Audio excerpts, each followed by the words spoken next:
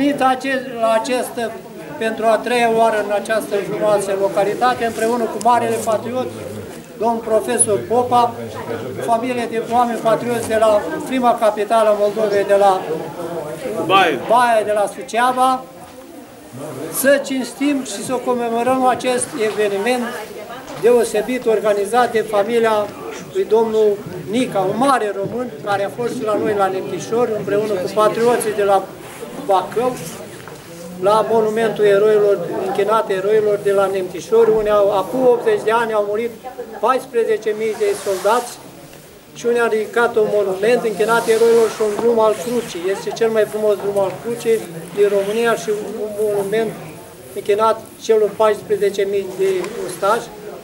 O gândire a părintelui Iustin Pârvo, mare patriot și mare sfânt al ortodoxiei românești, părintele Iustin Pârvo, care a trecut la Domnul în 2013 și care a prorocit că va veni aceste vremuri și exact ce a spus părintele a venit și această molimă, această pandemie făcută, provocată de străinătate, a venit și acel virus, a venit și acele nenorocite și totul este rânduit de Dumnezeu. Noi nu avem decât pe Dumnezeu. Cu noi este Dumnezeu. Vă transmit în multă sănătate. Eu sunt Nicolae Luca de la Asociația Munții Neamțului din județul Neamț. Domnul profesor este mentorul meu, familia Popa de la Suceava. Noi mășăluim cu steagul, cu crucea. Asociația Culturală Ștefan cel Mare de la Baia colaborează cu domnul colonel Nica de aproximativ 10 ani, care ne-am cunoscut la Mănăstirea Bogdănești, tot așa un așezământ social și din acel moment am văzut caracterul domnului colonel și ne-am împrietenit și am reușit să facem o serie de acțiuni foarte tari, foarte impresionante, cu mare efect, cu mare impact la public. Ne prezentăm îmbrăcați național, cu steagul tricolor, cu Iisus în vârful steagului, pentru că în momentul când vorbim de tricolor, vorbim de România, vorbim de grădina Maicii Domnului.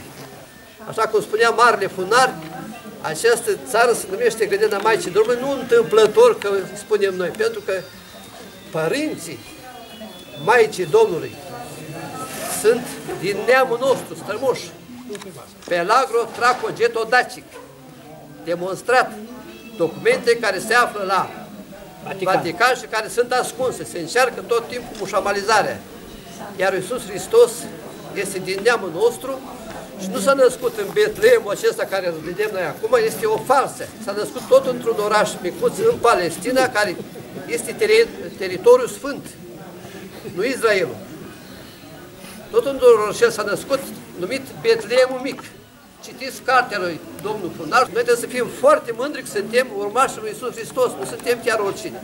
Iar Papa de la Roma, Papa de la Vatican, când a venit la România, țineți minte că s-a închinat, s-a așezat în genunchi și a sărutat pământul, spunând că aici este pământul Maicii Domnului. Foarte mulți au făcut prezișiri vis-a-vis de ce se va întâmpla cu această țară sfântă, pentru că este atacată din toate părțile, fiind sfântă.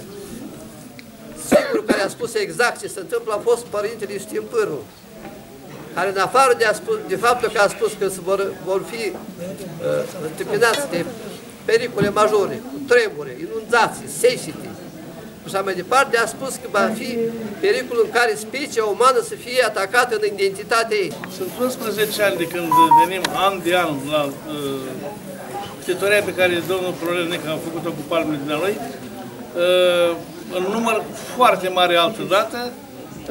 Suntem bucuroși de invitația lui care ne face an de an. A făcut cu palmele dumnealui această mică bisericuță, Casa Armoniei din spatele nostru, unde bisericuța cu hramul Sfintei Paraschiva a avut invitați din mai multe județe ale țării, și din sudul țării și din nordul țării, vin an și an aici să prindă fel de persoane care admiră și locul pe care a fost amplasat această ctitorie, făcut în stil modest, după puterea și priceperea lui.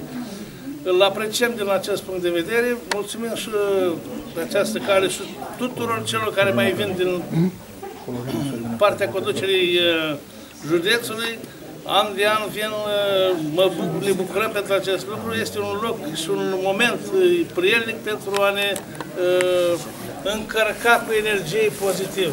Este un loc extraordinar. Vă mulțumesc.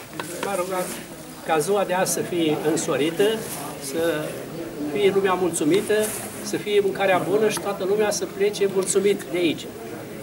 Din sat n-a venit nimeni, atare cei care mă iubesc n-au venit aici. Niciun proroc nu-i slăvit în țara lui. Da. Iar acolo am pus un afiș în care spune că numai uniți vom reuși. Dar noi nu suntem uniți, noi suntem dispersați în mii de partide, că asta e scopul. Ca, cum zicea marele Constantin Tănase, în urne bași pe cine vrei și iese cine trebuie.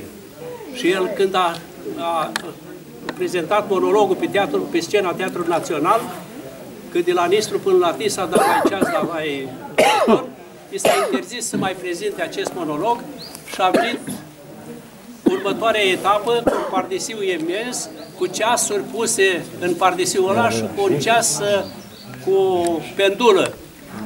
Oamenii l-au aplaudat și el a zis, el tic, eu tac, el tic, eu tac. Și a doua zi a fost omorât. Deci ce vreau să vă spun? Eu aici am atașat o planșă cu România Mare. Dacă vreți o să treceți pe la ea și toate pachetele de arhierei care au slujit.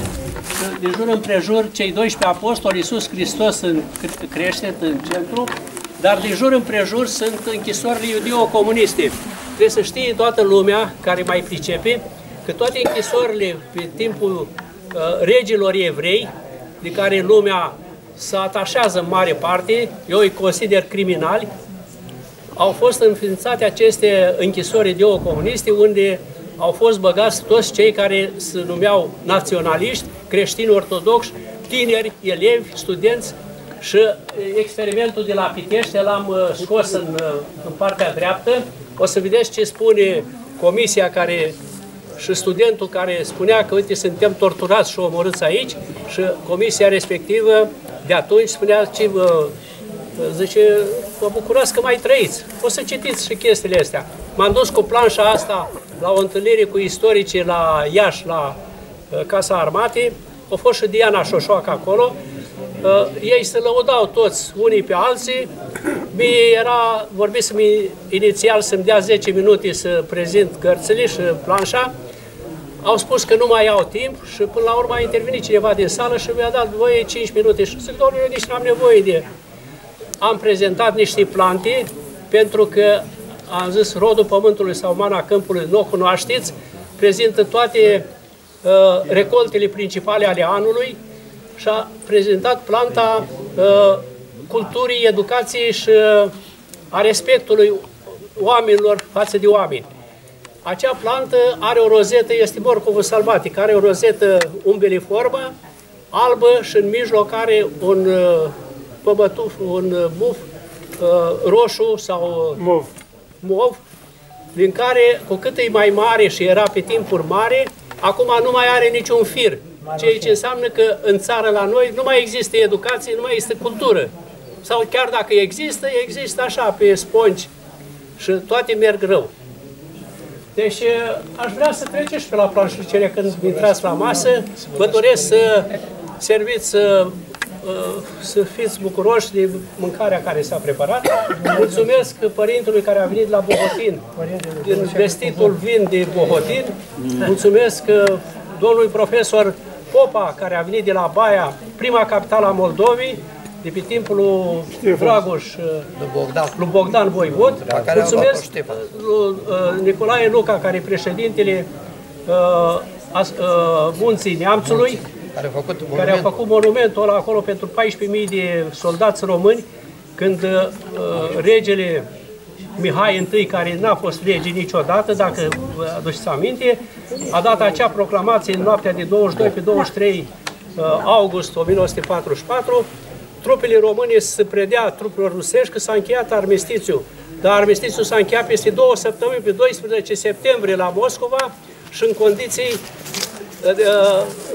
îngrozitoare pentru români. Deci tot ce spunea delegația română ăia rușii treceau, hai, trecem mai departe, la alt articol, deci nu-i băga în seamă. Așa că, noi nu putem să ne sărbătorim eroii noștri. N-avem voie, scoși din cimitire, să eliminați din istorie. În istorie o să o vedeți pe Andreea Iesca, care e prezentatoare la ProTV. Părintele vine, eu am un respect deosebit pentru Părintele Ștefan. Spune-și părintele, mulțumim părinte, câteva cuvinte. Ce să vă spun, am venit la dumneavoastră, la domnul colonel Mica, ca să participăm împreună la slujbă, pentru că este o oază foarte retrasă, unde ne găsim liniștea sufletească de fiecare dată. Mi-amintesc că era o cântare la strană, care până mai cântă, spunea: creștinii noștri din vechime pe sub pământ rideau altare și pe furiș în miezul nopții mergeau cu toți la închinare. Eu nu știu cât s-ar putea să ajungem și noi acele timpuri, după felul cum se prezintă situația și din punct de vedere religios, al liderilor noștri religioși care ne reprezintă, și din punct de vedere politic. Dacă nu ne trezim la timp și nu ne vom uni, ne vor termina. Ne vor termina. Sunt nopți, de multe ori stări din somn și mă gândesc, nu că n-aș avea cu ce trăi. Mă gândesc cum vom putea să acționăm ca să punem stabile degradării acestei țări. Și din punct de vedere moral, și din punct de vedere industrial, și din toate punctele de vedere, pentru că a ajuns o țară a nimănui. Deci nimănui nu-i pasă. Suntem nu știu câte partide, nu mă știu câte, dar sunt multe tare, care fiecare trag, dar pădurile aproape le-au exterminat, industria a pus o piciuși, tot, ce facem? Am spus și în biserică chestia asta. Ceaușescu a scos țăranul român, l-a scos din balic, era până la genunchi. Și l-a dus la apă caldă, la bloc, și i-a dat un loc de muncă, care n-a vrut să muncească la câmp. Ne-a lăsat țara fără datorii, la cheie. Și asta este primul caz în lume, pe globul pământului, în care o țară nu are datorii. De 34 de ani suntem conduși de niște analfabeți, care datorită nouă, că i-am tolerat, s-au cocoțat acolo și acum nu-i mai dă nici michiduță jos. Acum doar o revoltă, care 1907 ca să poată să se duci cu parul și cu furca la ei, să-i scoți iarăși pijamă în cap de la Parlament. În rest, să credeți că da cineva de acolo, niciodată nu poate da, pentru că au prins gustul puterii, s-au organizat foarte bine, armata au desfințat-o, ca să armata întotdeauna a fost cam de partea poporului.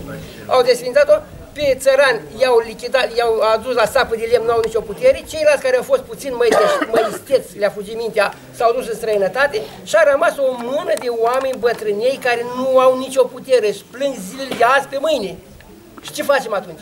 Unii, către cine ne îndreptăm? Către Dumnezeu, unul, ne îndreptăm privirea și rugămintea ca să ne izbăvească și pentru faptul că trebuie să cineva să iasă de undeva ca să ne unească și să ne strângă grămadă, ca să fim exact ceea ce am fost. Nu se poate. Din totdeauna am fost niște lași. În 1992, Wiesel se duce la Iliescu, care era președinte, și la primul ministru și spune: acceptați treburile așa cum le stabilim noi, dacă vreți să vă meargă bine, dacă nu, o să vă meargă rău.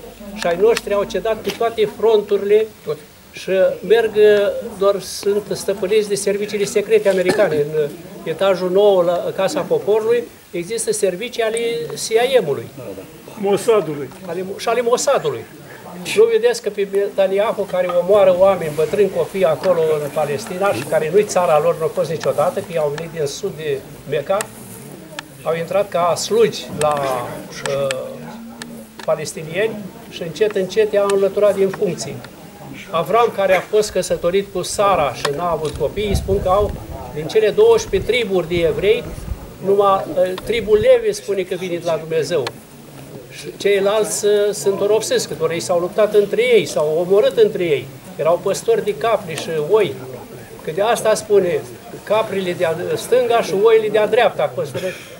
Eu am scris într-o carte și cum a apărut omul pe fața pământului înainte de potop, ce s-a întâmplat înainte de potop, când au fost restrânse toate posibilitățile de hrană populației pentru a-i omorâ, aceeași chestie se întâmplă și acum.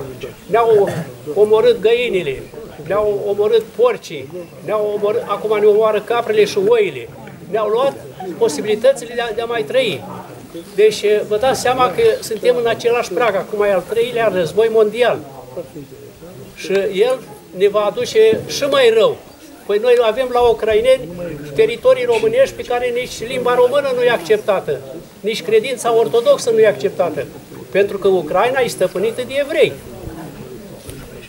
Nu vă mai spun nimic ca să nu mă plictisesc. Vă doresc poftă bună și treceți să vedeți. Trăiască și înflorească Moldova, Ardealul și țara românească, trăiască domnul colonel. Și dumneavoastră, Dumnezeu să vă ține mereu până și frumos, mod aprins.